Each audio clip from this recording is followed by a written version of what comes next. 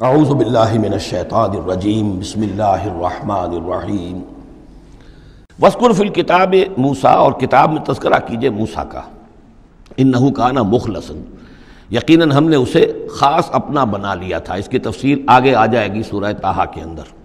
وَكَانَ رَسُولًا نَبِيًّا، اور وہ رسول نبی تھے۔ وَنَادَيْنَاهُ مِن جَانِبِ الطُّورِ الْأَيْمَنِ، اور ہم نے اس کو پکارا، اس سے بات کی، اس کو بلایا طور پہاڑ کے داہنی جانب سے۔ وَقَرَّبْنَاهُ نَجِيًّا، اور اسے قریب ہم نے بلایا سرگوشی کے لیے۔ وَوَهَبْنَا لَهُ مِن رَحْمَتِنَا أَخَاهُ هَارُونَ نَبِيًّا، اور ہم نے اسے اپنی رحمت سے اس کو یہ مقام بھی عطا کیا کہ اس کے بھائی ہارون کو بھی نبوت عطا کر دی، چونکہ یہ درخواست کی تھی حضرت موسیٰ علیہ السلام نے، وہ اگلی صورت میں آ جائے گا۔ وَاذْكُرْ فِي الْكِتَابِ اسماعیل، اور ذرا تذکرہ کیجئے کتاب میں اسماعیل کا بھی، انہ کان صادق الوعد، یقیناً وہ بڑے وعدے کے سچے تھے۔ اور خاص طور پر اشارہ ہو رہا ہے اتنا بڑا وعدہ جو حضرت ابراہیم سے اپنے والد سے انہوں نے کیا تھا کہ یا ابت افعل ما تؤمر ستجدنی انشاءاللہ صابرا، ابا جان کر گزریے جو بھی آپ کو اللہ کی طرف سے حکم آ رہا ہے، مجھے ذبح کرنے کا حکم ہے، ذبح کر دیجئے، انشاءاللہ آپ مجھے صابر پائیں گے۔ تو آخری وقت تک انہوں نے اپنے اس وعدے کو نبھایا اور گردن جو ہے رکھ دی کہ چلائیے چھری۔ صادق الوعد وکان رسول النبی، اور وہ بھی مزاجی اعتبار سے جو میں نے عرض کیا ہے، حضرت حمزہ چونکہ ویسے بھی نسل میں حضرت اسماعیل کی نسل میں سے ہیں، تو اگر آپ دیکھیں گے تو بہت ہی ان کے درمیان شخصیت کی مشابہت نظر آئے گی۔ رسول النبی، وہ رسول نبی تھے۔ وَكَانَ يَأْمُرُ أَهْلَهُ بِالصَّلَاةِ وَالزَّكَاةِ وَكَانَ عِندَ رَبِّهِ مَرْضِيًّا، اور وہ حکم دیتے تھے اپنے گھر والوں کو نماز کا بھی اور زکوٰۃ کا بھی، اور وہ اپنے رب کے نزدیک بہت ہی پسندیدہ تھے، بہت ہی اللہ تعالیٰ کو کے منظور نظر کہہ لیجئے، مرضیہ۔ وَاذْكُرْ فِي الْكِتَابِ ادریس، اور تذکرہ کیجئے کتاب میں ادریس کا بھی۔ یہ ادریس علیہ السلام جو ہے یہ ایک نبی ہیں کہ جو حضرت آدم اور حضرت نوح کے مابین گزرے ہیں۔ حضرت آدم اور حضرت نوح کے مابین ایک اور نبی بھی گزرے ہیں، قرآن مجید میں ذکر نہیں ہے، تورات میں، شیس علیہ السلام۔ تو نبی تو یہ ہیں، حضرت آدم پہلے نبی، پھر یہ دو اور نبی ہیں حضرت ادریس۔ اس تورات میں ان کا نام حنوک ہے، شیس کا نام سیس ہے، وہ تو ٹھیک ہے، اور قرآن مجید میں ان کا تذکرہ بھی نہیں ہے، لیکن حضرت ادریس کا حنوک نام ہے وہاں۔ لیکن یہ کہ یہ دونوں ہیں درمیان میں حضرت آدم اور حضرت نوح علیہ السلام، پہلے رسول حضرت نوح علیہ السلام ہے، یہ دونوں نبی ہیں صرف۔ وَاذْكُرْ فِي الْكِتَابِ ادریس، اور تذکرہ کیجئے کتاب میں اس قرآن میں ادریس کا، انہ کان صدیقا نبیّا، یقیناً وہ بھی صدیق نبی تھے، مزاجاً ان کا بھی وہی حضرت ابراہیم کے ساتھ مناسبت، صدیقیت والا مزاج۔ وَرَفَعْنَاهُ مَكَانًا عَلِيًّا، اور ہم نے انہیں اٹھایا تھا بہت بلند مقام تک۔ اب یہ اٹھانا جو ہے ویسے تو بعض لوگوں کا خیال ہے کہ شاید وہ بھی حضرت عیسیٰ علیہ السلام کی طرح رفع سماوی ان کی ہوئی ہے، چوتھے آسمان میں حضور کی ان سے ملاقات ہوئی ہے شب معراج میں۔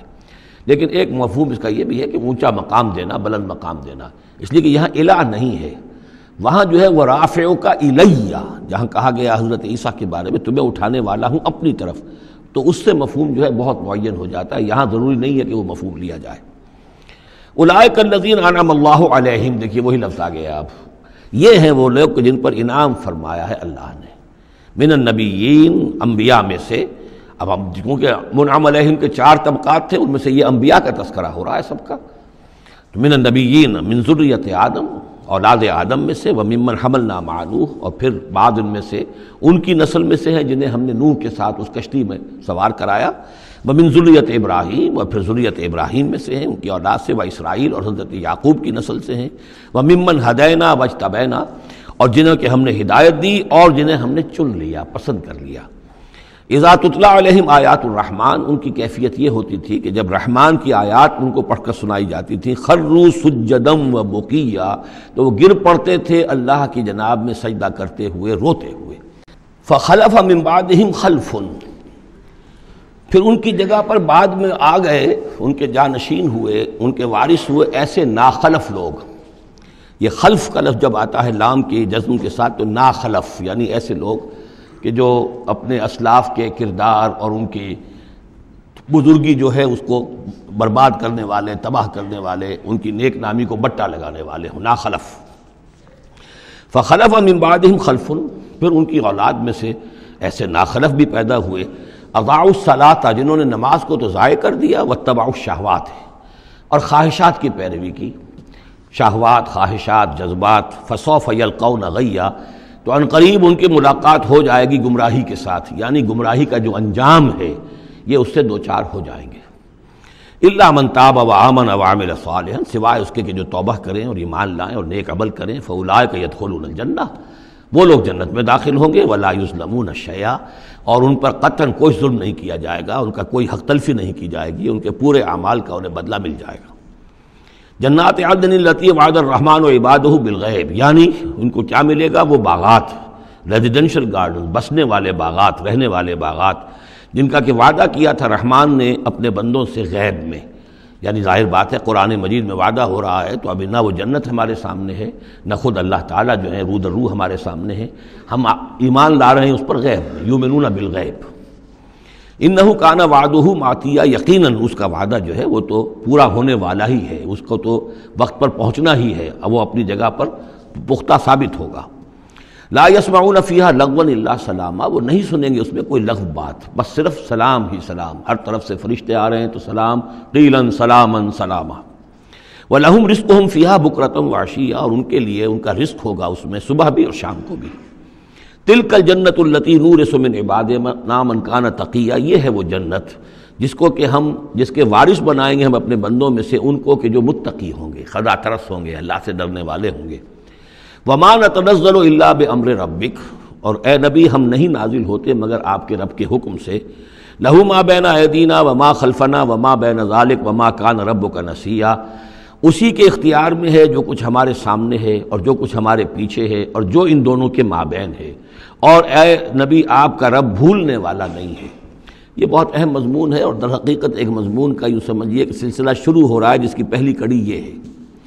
اس کو یوں سمجھیے کہ حضور صلی اللہ علیہ وسلم کو جو قرآن مجید سے شغف تھا اور محبت تھی اور شوق تھا آپ کا، تو جو وقفہ پڑ جاتا تھا وہی میں، وہ آپ پر بڑا شاخ گزرتا تھا۔ آپ چاہتے تھے کہ وہی جلدی جلدی آئے تاکہ آپ اس سے اور اپنے وجود پرنور کو مزید منور کریں۔ آپ جو ہے قرآن مجید سے جو آپ کو عشق تھا اس کے بنا پر اس میں آپ کو اجلت رہتی تھی کہ جلدی آئے قرآن۔ تو اس حوالے سے آپ نے حضرت جبرائیل سے شکوہ کیا کہ آپ وقفے وقفے سے آتے ہیں، ہم انتظار کرتے رہتے ہیں۔ اس کا یہ جواب ہے جو جہاں دیا جا رہا ہے، وَمَا نَتَنَزَّلُ إِلَّا بِأَمْرِ رَبِّكَ، اے نبی ہم اپنی مرضی سے نہیں نازل ہو سکتے، ہم نہیں نازل ہوتے مگر آپ کے رب کے حکم سے۔ لَهُ مَا بَيْنَ أَيْدِينَا، یہ بہت ہی یعنی یوں سمجھیے کہ گہرے الفاظ ہیں۔ لَهُ مَا بَيْنَ أَيْدِينَا وَمَا خَلْفَنَا، جو ہمارے آگے ہے اس کا اختیار بھی اللہ ہی کا ہے، جو ہمارے پیچھے ہے اس کا اختیار بھی اللہ ہی کا ہے۔ وَمَا بَيْنَهُمَا وَمَا بَيْنَ ذَلِكَ، آگے اور پیچھے کے مابین کون ہے پھر؟ ہم، میں، میرا وجود، میرے آگے میرے پیچھے، اور ان دونوں کے درمیان کون ہے؟ میں گویا کہ بالکلیہ اللہ تعالیٰ کے حکم کے تابع ہوں۔ فرشتے کی یہی شان ہے کہ فرشتہ جو ہے یفعلون ما یؤمرون، جو حکم ملتا ہے، لا یعصون اللہ ما امرہم، ان کا معاملہ یہ ہے کہ جو بھی اللہ کا حکم ہے گویا کہ وہ تو اس سے سرتابی نہیں کرتے، سرے منہ اس میں فرق نہیں ڈالتے۔ وما نتنزل الا بامر ربک، ہم نہیں اترتے یا اتر سکتے مگر آپ کے رب کے حکم سے، جب اسی کی مصلحت اور اسی کی مشیت ہوتی ہے وہ وحی دے کر ہمیں بھیجتا ہے۔ لہو ما بین ایدینا وما خلفنا وما بین ذالک وما کان ربک نسیا، اور اے نبی یہ جو کچھ تاخیر ہو جاتی کسی بھول کی وجہ سے نہیں ہے کہ اللہ کو کوئی نسیان لاحق ہو گیا ہے تو تھوڑی دیر کے لیے توجہ کہیں اور ہو گئی ہے، معاذ اللہ، تیرا رب جو ہے بھولنے والا نہیں ہے، بلکہ یہ حکمت کے تحت ہے، اللہ تعالیٰ کی مشیت یہ ہے۔ کذالک لنثبت بہ فؤادک رتل اللہ ترتیلا، وہ جو ہم پڑھ چکے سورہ بنی اسرائیل میں بھی، وقرآنا فرقناہ لتقرأہ علی الناس علی مکث ونزلناہ تنزیلا، یہ ہماری حکمت ہے کہ ذرا وقفے سے آپ یہ قرآن لوگوں کو پڑھ کر سنائیں۔ رب السماوات والارض، وہ رب ہے آسمانوں کا اور زمین کا، وما بینہما، اور جو ان دونوں کے مابین ہے، فاعبدہ، پس اسی کی بندگی اور پرستش کیجئے، واصطبر علیہ لعبادتہ، اور اس کی عبادت کے اوپر پوری طرح جمے رہیے، صبر کیجئے۔ ہل تعلم لہ سمیہ، تو کیا تم جانتے ہو کہ اس کی سی شان کا کوئی اور بھی کوئی اور ہستی ہے؟ ظاہر بات ہے جو شان اللہ کی ہے اس کی سی شان رکھنے والی کوئی اور ہستی کائنات میں موجود نہیں۔ صدق اللہ العظیم۔